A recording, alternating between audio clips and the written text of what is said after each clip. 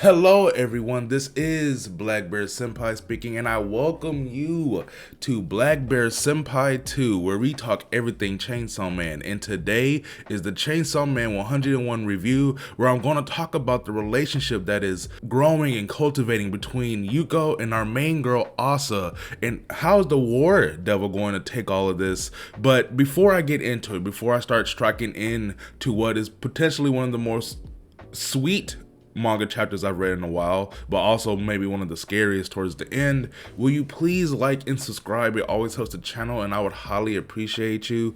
And if you have a friend who enjoys videos like this, please share it to them for we can grow this community here that I'm trying to also myself cultivate here on YouTube. But without further ado, let's begin the review of chapter 101 of Chainsaw Man. So the chapter begins with Asa bringing back the shoes that Yuko had given to her the previous chapter when they were running back home. If you don't know what I'm talking about, go watch my chapter 100 review.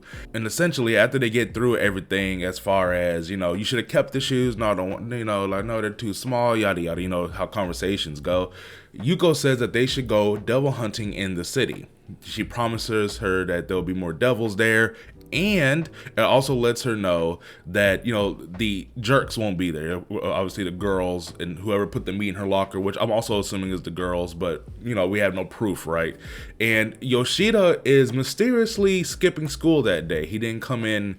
So I think that's something to do with the end of the chapter, but I'm not going to go out too far on a limb. I'll talk about it then. So stay tuned for that.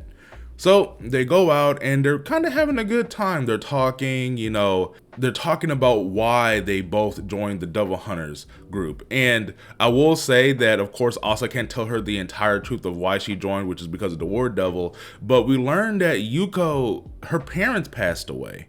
They were killed by a devil. So Asa and her have this immediate connection. And as everyone's been saying in the community, Yuko's not going to make it. I don't think so either, just simply because she's so sweet and kind, and she's really Asa's friend. And like in Chainsaw Man, it's almost a death sentence unless, like, I don't really know anybody, honestly. That's kind of crazy. Like, Chainsaw Man just be offing people's friends. But now that they have this connection, the War Devil immediately says, hey, you should kill Yuko. And we learned something new. It's a new rule. We kind of learned a couple of new rules, but especially the more guilty you feel about whoever you killed to make a weapon, the more powerful it becomes, which is so crazy. But I guess it kind of goes with the whole war thing. It's like I will sacrifice this many to save this many type of thing. A lot of people would feel guilty about making that decision, but they have to make it. So it's kind of a situation where, hey, if the War Devil needs a weapon, if they feel that they need a person, whether or not it's their best friend,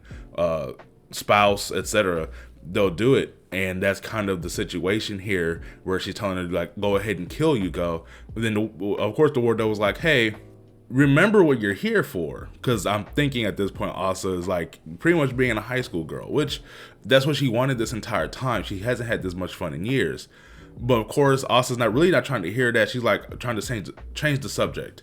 So as they're now arguing about this, Asa was like, you always call me this girl and that girl. Just use my name, Asa, A-S-A, Asa. And the War Devil was like, well, you don't use my name either, which of course, why would you call someone the War Devil over and over again? So the War Devil says, fine, call me Yoru. So canonized name for the War Devil is Yoru, as far as when she's together with Asa Mitaka.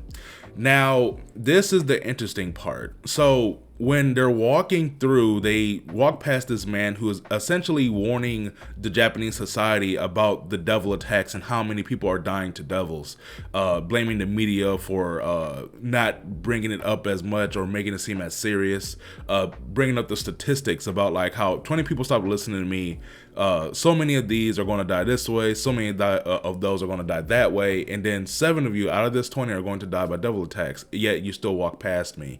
And that was like a really cold line, because as he's talking about this, as he's ending his speech, the Bat Devil comes in and just breaks through, is like chomping on people. Now, I would assume this isn't the same Bat Devil from before, but this is going to start cleaning up what Power was talking about in the last part of Chainsaw Man, was that now with the Bat Devil here, we get to see how much different, because right now he looks mindless, right? He's in the middle of the city, he's attacking stuff, and we're like, okay, the War Devil is here, we can go ahead and take care of this. But we learned 2 new rules.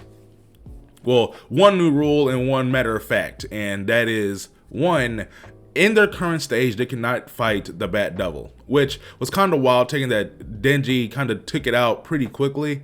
But then the second part is, when Asa is stricken with fear, Yoru, or the War Devil, cannot take control. And that was when stuff got real. So essentially, you got 2 high school girls getting ran down by the Bat Devil. And this is where I think Yoshida's going to come back, and I think Yoshida's going to come and save the day. Next chapter, of course, you know, they got to do the cliffhanger. That's what I'm assuming is going to happen, because he did, like, just suddenly miss school that day. Or it could be Chainsaw Man having another climactic battle with the Bat Devil. That would be pretty interesting in and of itself as well. So I wouldn't go with either one of those 2 things.